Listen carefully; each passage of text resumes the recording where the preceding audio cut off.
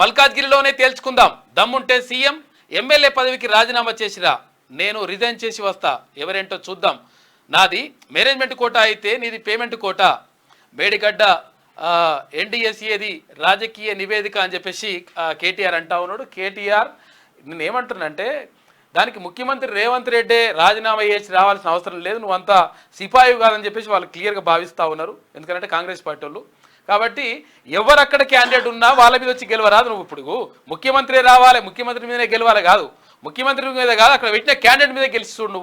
నువ్వు రా ఎట్లకైనా, నువ్వు అంటున్నావు కదా నిజంగా రిజైన్ చేస్తున్నట్టు, రిజైన్ చేసి వచ్చేసి. నేడు బీఆర్ఎస్ చెలో మేడిగడ్డ ప్రజలకు వాస్తవాలు చెప్తామని చెప్పి KT Ramarao TRS party KCR family ప్రజలకు ఎప్పుడైనా నిజాలు చెప్పిందా?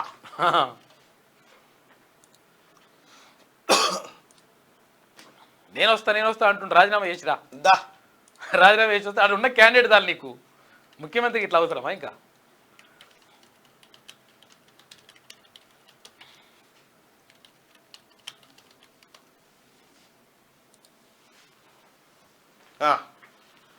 దయచేసి మార్నింగ్ న్యూస్ చూస్తున్నటువంటి మిత్రులారా, మార్నింగ్ న్యూస్ని ఈ లైక్ బటన్ని క్లిక్ చేయాల్సిందిగా మీ అందరిని రిక్వెస్ట్ చేస్తున్నా. లైక్ బటన్ లైక్ చేయండి, తర్వాత షేర్ చేయండి. ఇక్కడ కేసీఆర్ ఫ్యామిలీ ప్రజలకు ఎప్పుడన్నా నిజాలు చెప్పిందా? కేసీఆర్ ఫ్యామిలీ అన్ని అబద్ధాలే, కేసీఆర్ ఫ్యామిలీ చెప్పేవి నిజాలే. ఓటింగ్ లో పాల్గొని చెప్పండి, డిసైడ్ చేస్తారు పబ్లికే. ఇక ప్రజలకు నిజాలు చెప్తారట. నిజాలు చెప్తే మీ తలకాయ ఒక్కలు అయిపోదు. మీరు నిజాలు చెప్తే నిజాలే ఆత్మహత్య చేసుకుంటే నిజాలే చచ్చిపోతాయిరా నాయన. మీరు మాట్లాడితే